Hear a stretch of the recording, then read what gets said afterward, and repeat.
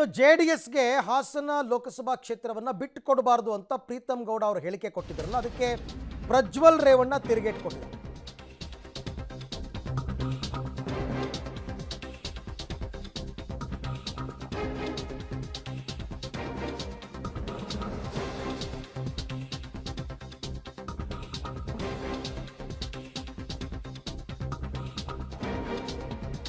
ಯಾರೋ ಒಬ್ರು ಹೇಳ್ತಾರೆ ಅಂತ ಅವೆಲ್ಲ ಚರ್ಚೆಗೆ ಬರಲ್ಲ.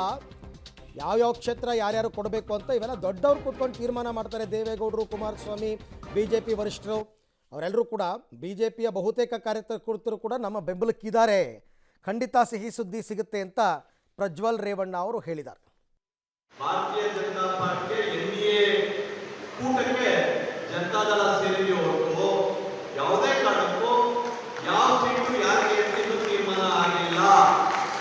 ನನ್ನ ಮನಸ್ಸಿಗೆ ಹೇಳ್ತಾ ಇದೆ, ಹಾಸನ, ಮಂಡ್ಯ ಎರಡೂ ಕೂಡ ಭಾರತೀಯ ಜನತಾ ಪಾರ್ಟಿಯ ಅಭ್ಯರ್ಥಿಗಳೇ ಸ್ಪರ್ಧೆ ಮಾಡಿ ನಾವು ಭಾರತೀಯ ಜನತಾ ಪಾರ್ಟಿಯ ಭಾಗವನ್ನು ಹಾರಿಸುವಂತ ಅವಕಾಶ ಬರುತ್ತೆ. ಮಿತ್ರ ಪಕ್ಷವಾಗಿ ಸೇರಿರುವಂತಹ ಜಾತ್ಯತೀತ ಜನತಾ ನಾವೆಲ್ಲರೂ ಕುಳಿತು ಇವತ್ತು ನಮ್ಮ ನಾಯಕರುಗಳು ಭೇಟಿ ಆಗೋಂಥದ್ದಿರ್ಬೋದು. ಪ್ರತಿಯೊಂದು ತಾಲೂಕುಗಳಲ್ಲೂ ಕೂಡ ಏನು ಅವತ್ತು ದೊಡ್ಡವರು ಬಂದು ಚಾಲನೆ ಕೊಟ್ಟಿದ್ದಾರೆ, ಅದರ ಮುಖಾಂತರ ಎಲ್ಲ ನಮ್ಮ ಮಿತ್ರ ಪಕ್ಷವ್ರನ್ನ ಸಂಪರ್ಕಿಸಿ ಅವ್ರನ್ನೂ ಕೂಡ ವಿಶ್ವಾಸಕ್ಕೆ ತಗೊಳ್ಳೋಂಥ ಕೆಲಸ ಇರ್ಬೋದು, ಇಲ್ಲ ನಮ್ಮ ಪಕ್ಷದ ನಾಯಕರುಗಳ್ನೂ ಭೇಟಿ ಮಾಡಿ ಅವ್ರನ್ನೂ ಕೂಡ ಒಂದು ಆತ್ಮಸ್ಥೈರ್ಯ ತುಂಬ ಅಂತ ಕೆಲಸ ಮಾಡೋ ಅಂಥದ್ದಿರ್ಬೋದು. ಇವೆಲ್ಲ ನಿಟ್ಟಾಗಿ ಮಾಡ್ತಾಯಿದ್ದೀವಿ. ಖಂಡಿತವಾಗ್ಲೂ ಒಳ್ಳೆಯ ಬೆಳವಣಿಗೆಗಳಿದ್ದಾವೆ, ಚೆನ್ನಾಗಿ ನಡೀತಾ ಇದೆ. ಎಲೆಕ್ಷನ್ ಕ್ಯಾನ್ವಸ್ಸು ಭಾಳ ಚೆನ್ನಾಗಿ ನಡೆಯೋಂಥ ಕೆಲಸ ಆಗ್ತಾಯಿದೆ ಸರ್. ಮೈತ್ರಿ ಸೀಟ್ ಹಂಚಿಕೆ ಬಂದು ದೊಡ್ಡವರು ಮತ್ತು ಕುಮಾರಣ್ಣ ತೀರ್ಮಾನ ಮಾಡ್ತಾರೆ ಈ ಕಡೆಯಿಂದ.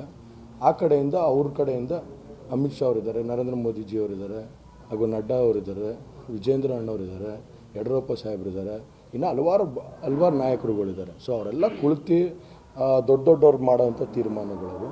ಹಾಗಾಗಿ ಇನ್ನೊಂದು ಸ್ವಲ್ಪ ದಿನದಲ್ಲಿ ಅವೆಲ್ಲ ತೀರ್ಮಾನ ಆಗಿ ಒಂದು ಒಳ್ಳೆ ಸಿಹಿ ಸುದ್ದಿ ಕೊಡೋವಂಥ ಕೆಲಸನ ರಾಜ್ಯಕ್ಕೆ ಕೊಡೋವಂಥ ಕೆಲಸ ಮಾಡ್ತಾರೆ ಸರ್. ಯಾರೋ ಒಬ್ಬರು ನಾವೋ ಇವರೋ ಯಾರೋ ಮಾತಾಡಿದ್ರೆ ಚರ್ಚೆ ಆಗೋದಿಲ್ಲ. ಚರ್ಚೆ ಯಾವಾಗತ್ತೆ? ದೊಡ್ಡವ್ರಲ್ಲಿ ಚರ್ಚೆ ಆಗಬೇಕು, ದೊಡ್ಡವ್ರು ಮಾತಾಡಬೇಕು, ಅವನ್ನೆಲ್ಲ ಅರ್ಥ ಆಯ್ತಲ್ಲ. ಈಗ ಚರ್ಚೆಗೆ ನಾವು ಒಳಗೆ ಹೋಗಬಾರ್ದು.